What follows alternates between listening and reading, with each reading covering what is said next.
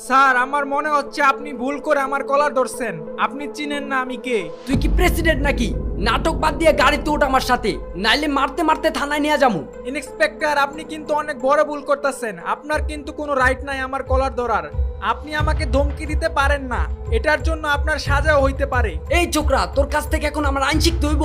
তোর মতো বাচ্চা পোলাপানকে কিভাবে হ্যান্ডেল করতে হয় এটা আমি ভালো করেই জানি। দেখছো প্রিমিসরা পুলিশ দইরা নিতে আসছে। ও মনে হয় গাড়ি চুরি করে নিয়ে আসছে, আর না হয় টাকা চুরি করে এই গাড়ি কিনছে।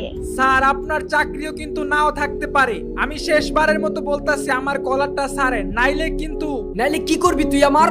তোর তো সাহস কম বড় না, তুই পুলিশ অফিসারের হুমকি দেস। তুই তো আজকে শেষ, তোর থানায় নিয়ে হাড্ডি গুড্ডি একটাও রাখুন না। তোর কোনো বাপও আজকে বাঁচাইতে পারবো না। বাপ নিয়ে কথা বলবেন না ইন্সপেক্টর, ভালো হবে না কিন্তু বলে দিলাম। একটু পর আপনি আমার আব্বু বলবেন। কি হবে এখন? প্রিমিসকে কি ধরে নিয়ে যাবে? জানতে চাইলে সাবস্ক্রাইব করে রাখুন।